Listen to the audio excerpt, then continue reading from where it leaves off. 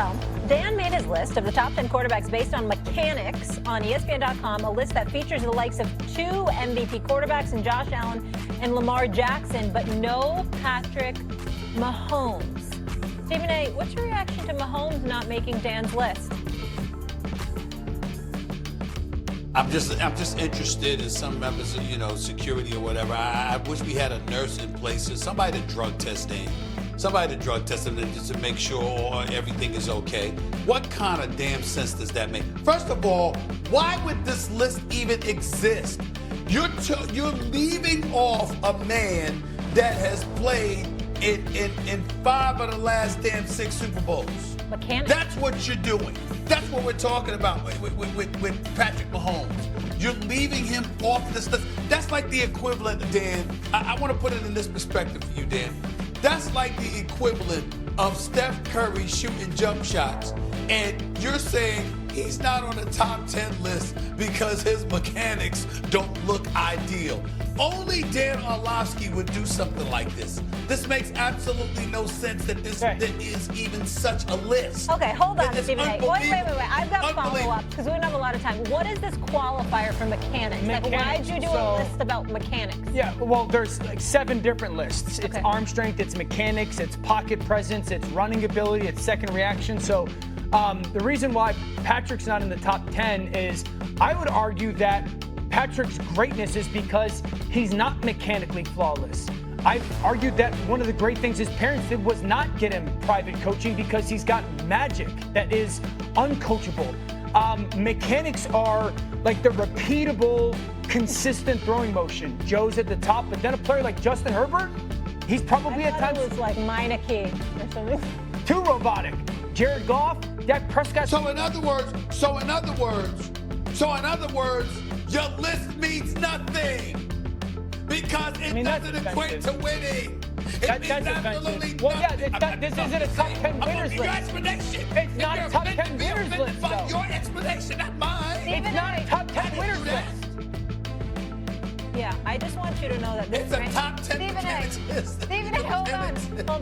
I'm reading the topic bar, Stephen A. I just want you to know that it's sponsored, too. This mechanics list is sponsored. The Parsons, Shefty, and Dallas. No deal in sight. So here's where you have to go, Greeny. If there's no deal in sight, what's going to happen? Is Micah going to play in the opener? We've already heard Jerry Jones wonder about whether Micah would be out there on opening day. What would be the Cowboys' plan here? Well, if obviously they can't get a long-term deal done and the two sides are not even talking about it right now, then they can always have Micah this year if he plays, and they have the franchise tag after this year. They'd have franchise tag the next year. They have his rights essentially for 3 years. At some point in time, you have to wonder if they would look to trade him. Now, they've been very opposed to that idea publicly, saying we're not interested in trading him. He's not going to be dealt. But you can't not sign the guy, and then you can't not trade him. It's one or the other. Either you're going to work on a long-term deal, which they haven't done with him, or you're going to have to explore other options, which they haven't yet. But there are people around the league who wonder if they'll get to that point in time. Clearly, status quo, the way it is right now, is not going to hold up. And so I think both sides are disappointed with the other side. We're waiting to see where this goes. And there's no deal in sight right now. This one feels to me, Mike, and I'm sure you have a lot of experience in this area as well. The worst thing that can happen has happened, which is it has become personal. Right. And both sides now are taking personally what is going on. It's only business. No, this has gone beyond only business, and that's a bad place to be. Yeah, absolutely. That's why you have to get in the room, close the door, and say, we're committed to finding a win-win. And again, maybe, hey, Micah, we give you the length you wanted, or we give you the guarantees, but the average per year is a little bit closer to where we want. But to be greedy, if the 4 of us were running the Cowboys, where I would say, hey, well, we got to be careful. If he starts missing games, we saw Chris Jones miss a game a couple of years ago, was Jalen Ramsey in Jacksonville, where he didn't play because of a bad back, forced a trade to the Rams. Who was his agent? Yeah, David Bowles. Is the same agent that we have here. So to me, if we're running the Cowboys, we're going to work really hard to get a deal done. We could probably miss one game against Philly, not ideal. But if this drags on into late September, early October, then we have to have the sober conversation about a trade.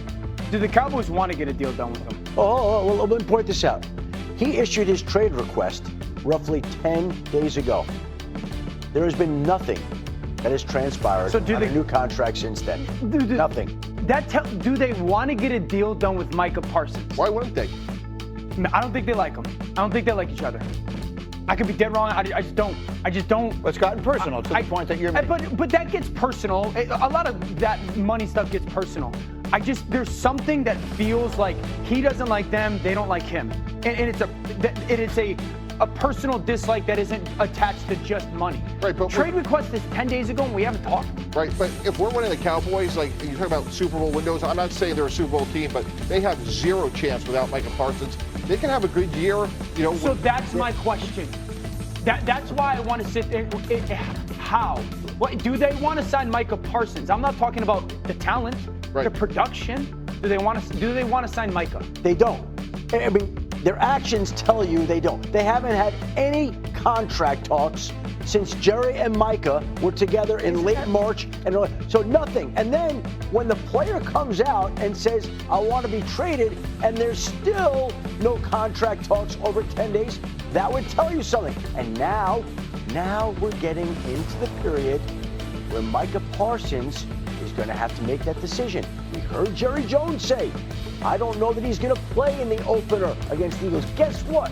That opener is 3 weeks from Thursday night. Micah Parsons is going to have to decide whether or not he wants to be out there, whether or not he's willing to be out there.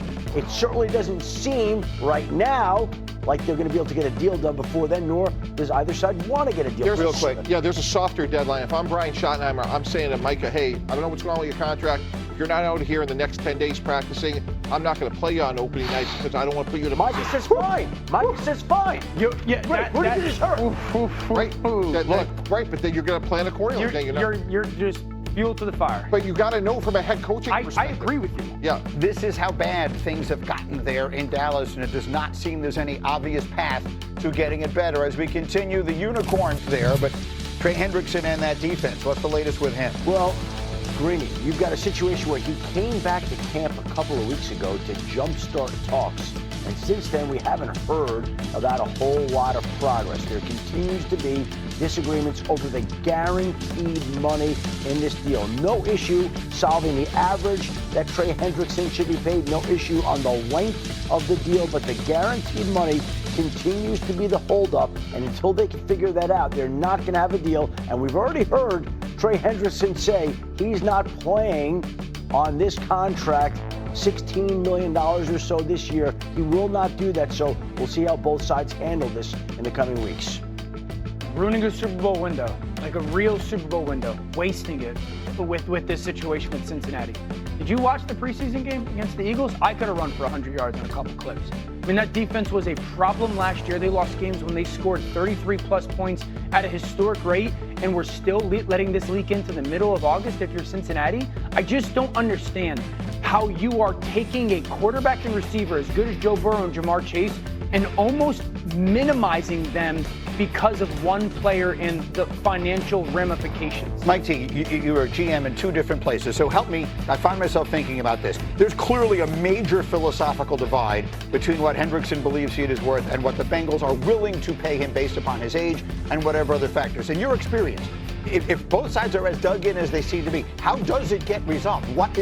How does it wind up that he continues to play for them? Yeah, there's a compromise. Maybe you give him the average per year that he wants, closer to TJ Watt, maybe high 30s, low 40s, and then Cincinnati wins on the guarantee per year, or the inverse, where you give him a little bit more guarantees than you want, but then the average per year is where you want. So both sides could leave feeling like they got something, and that's really how you solve problems. Our time is running out, and then there is the highest profile of all these situations, of course, with Mike.